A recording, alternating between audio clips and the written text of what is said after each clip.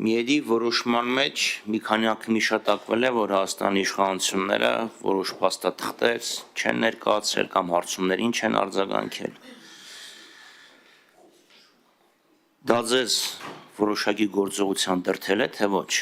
որովհետև տեսեք ինչ պարադոքսալ իրավիճակ ունենք։ Նիկոլ Փաշինյանի անունը քաղաքականության մեջ հայտնի դարձավ մարտի 1-ից հետո։ Մինչև այդ ինքը ժուրնալիստ էր, մի անգամ կատաստրոֆիկ ձախողված փորձ էր արել քաղաքականություն մտնելու, հիշում եք երևի impeachment dashing, եւ եկավ մարտի 1 ինքը դարձավ հայտնի։ Որպես ես եմ հարց ձևակերպում, որպես քաղաքական գործիչ ինքը իհարկե շահագրգռված էր, որ մարտի 1-ով Հայաստանի դեմ որոշում կայացվեր։ Որպես Հայաստանի Հանրապետության վարչապետ ինքը պարտավոր էր քայլեր ձեռնարկել պաշտպանելու Հայաստանի Հանրապետության շահերը։ Եվ այս համատեքստում մենք ունենք որոշում միելի, որ փաստաթղթեր չեն ներկայացվել։ Համագործակցությունը դատարանի հետ եղել է ոչ ամբողջական, եւ դրանով Հայաստանի Հանրապետությունը փաստորեն չի օգտագործել լիարժեքորեն պաշտպանելու իր իրավունքը եւ պարտավորությունը։ Արդյոք դուք այստեղ պաշտոնական դիրքի չարաշահման տարեր չեք տեսնում։ Դա առաջի հարցը։ Երկրորդ հարցը էլի կախված նրանից բացահայտված է մարտի 1-ի գործը, թե չէ։ 18 թվականի օգոստոսի 17-ին, կարծեմ 17-ին, կառավարության 100 օրվա կապակցությամբ Հանրապետության հրապարակում տեղի ունեցած հանրահավաքի ժամանակ Նիկոլ Փաշինյանը հայտարարել է մարտի 1-ի գործը ըստ էության ամբողջովին դատապարտված է, բացահայտված է։ 22 թե 23 թվականին հայտարարել է, որ գոնե կատարողների մակարդակով է բացահայտված։ Այսինքն արվել են պնդումներ, որոնք ըստ էության իրականությանը չեն համապատասխանում։ Կրկին, ստեղ դուք որևէ առաքելություն չունեք։ Հանրությանը մոլորության մեջ է դրվել։ Գոնե 18 թվականի օգոստոսի 17-ի դրությամբ բացահայտված ոչ մի բան չկար։ Եվ երրորդ հարցը։ Նիկոլ Փաշինյանը ազգային ժողովում լիագումար նիստի ժամանակ հերթական էքսցեսի ժամանակ ասես ներվերից հետ մի խաղացեք, օտարապես տենց մի բան, կփակեմ ածը պատվալներում կամ նկուղներում, չեմ հիշում, տենց մի բան։ Այսինքն ձեզ էլի որպես գլխավոր դատախազ չի հետաքրքրում, որ Նիկոլ Փաշինյանի ներվերի հետ խաղալը կարող է պատճառ դառնալ, որ մարդիկ հայտնվեն ԱԱԾ պատվալներում։ Շնորհակալություն։ Շնորհակալություն, առաջի հարցը պարոն Խաչատրյան։ Ճիշտ եք, ճիշտ գնահատական եք տալի, մենակ ինձ թվում այս հարցը չէիք տա, եթե իմանայիք, որ փաթեթը երբ է ներկայացվել Եվրոպական դատարան 2015 թվականին։ Կոմունիկացիան 2015 թվականին ա եղել եւ այս բոլոր ձեր կողմից բարձրացած խնդիրները, այո, ճիշտ եք։ Մենք դրանով առանձին դրվագում ենք մարտի 1-ով այն բոլոր պաշտոնատար անձանց, այդ թվում կեղծիքների հետ կապված, որոնք փորձել են խեղաթյուրել գործի քննությունը եւ դրա մասին, եթե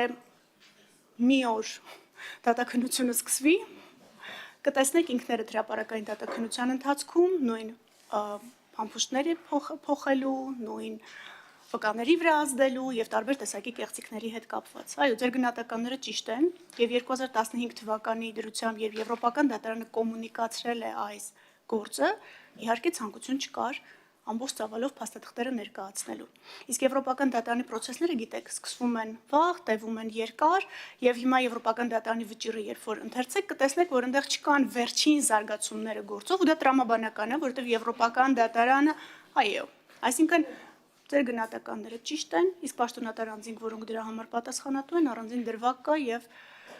մի մասը, որ Հայաստանում չէ, կարծում ենք, որ մենք հեռակավարույթով այս անձանց կկանչենք պատասխանատվության Եվրոպական դատարան պատշաճ չներկայացնելու համար եւ ընդդեմ Հայաստանի ըստ էության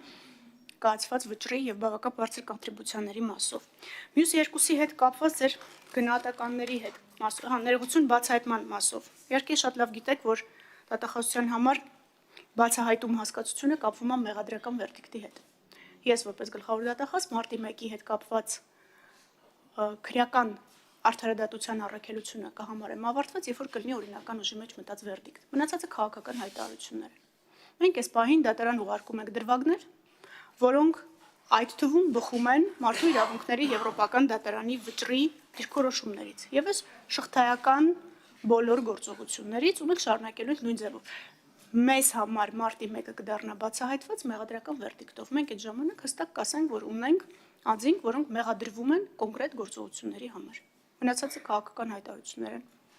Չեմ մեկնաբանելու։ Նույնիսկ երրորդ հարցին ուղղակի չանդրադառնամ, որտեղ էլի պիտի մեկնաբանեմ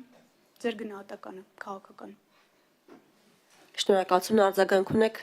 Նախ սկսենք երրորդից, դա իմ հայտարարությունը չէր, դա Նիկոլ Փաշինյանի հայտարարությունն էր։ Այսինքն ինչ նշանակում ներվրիս հետ մի խաղացեք, թե չեք հայտնվեք ԱԱՑ պատվալ։ ԱԱՑ պատվալը վերջապես իր սեփական տունը չի, որ մարդկանց կարող է հրավիրի սուրճ խմելու։ Երկրորդը, ես չգիտեմ դեր կարծիքը ինչի վրա ձևավորվում, ձեր սուբյեկտիվ դատողություններով, չգիտեմ, եթե կարող եք ապագան կանխագուշակել, կարող եմ նաև խնդրել մոտավոր ապագայի մասն ձեր կարծիքը հայտնել։ Բայց դա չի խոսք, կարող 15 թվականին է բացվել, շատ լավ։ Բանջա ներկայացվել փաստաթղթերի ներկայացման չի ներկայացվել։ 15 թվականից մինչև 25 թվական ամիսները չեմ անում երբ ա եղել 11 տարի անց է։ Այդ 11 տարուց 8 տարի դուք եք եղել իշխանության։ Հիմա որ հետ ուղարկեք 19 թվականին ուղարկեք, պետք է ասեին չէ, մի ուղարկեք։ Կոմունիկացվել է մի էդի հետ, որ գիտեք 17 թվականին, որ sense մի հատ հարցում եք ուղարկե, չի պատասխանվել, 19 թվականին ձեզ ուղարկում ենք։ Կա տես դեպքեր, թե չէ։ Եվ երկրորդ հարցի համար իրոք շնորհակալություն պատասխանի համար, այսինքն Նիկոլ Փաշինյանն այլ է պնդումներ, որոնք որևէ աղերս իրականության հետ չունեն, որովհետև անձամավորում են մեղադրյալ, երբ կա մեղադրական վերդիկտ, իսկ մեղադրական վերդիկտ մինչ այժմ չկա եւ հայտնի չի երբ կլինի եւ կոչ անեք որ հաջորդ անգամ հանրությանը չմոլորեցնեն նման մերկապարանոց հայտարարություններով Արձագանք Շնորհակալություն Եվրոպական դատարանի ընթացակարգերին ես կխնդրեմ որ ձեր ծանոթ իրավաբաններին խնդրեք ձեզ ներկայացնեն ընթացակարգերը Եվրոպական դատարանը կամայականության սկզբունքով չի ընդունում փաստաթղթեր քննության Կա կոմունիկացիա ընթացքում ներկայացված փաստաթղթեր, հնարավորություն ներկայացնելու փաստաթղթեր։ Մենք ցանկացած պահի ցանկացած փաստաթուղթ չեն կարող ուղարկել։ Նույնը վերաբերում է վճիռների կատարմանը։ Ֆարմանյանի գործով վճռի կատարման մասով Տիկին Քլոյանը հարց ուղղեց, բայց այս պահին դեռևս կատարման հետ կապված մենք հարցադրում չենք ստացել։ Ակնկալում ենք, որ ստանալու ենք, եւ բնականաբար մեր բոլոր գործողությունները կառուցում ենք այդ տրամաբանության մեջ, բայց մենք չենք կարող ցանկացած պահի, մեզ հարմար պահի ուղարկել այդ փաստաթղթերը Եվրոպական դատարան։ Եթե հնարավորություն լիներ, վստահեցնում եմ ձեզ կուղարկվեր ու հավանաբար նաև կկանխվեր շատ սուր ձևակերպումներ, որոնք կան վճռի մեջ։ Սրանք ընթացակարգեր են, որոնք մենք չենք կարող այդ ընթացակարգերը շրջանցել։ Բաժանորդագրվեք Արմատ մեդիայի ալիքներին սոցցանցերում։ Հետևեք մեզ նաև Armat Media AM կայքում։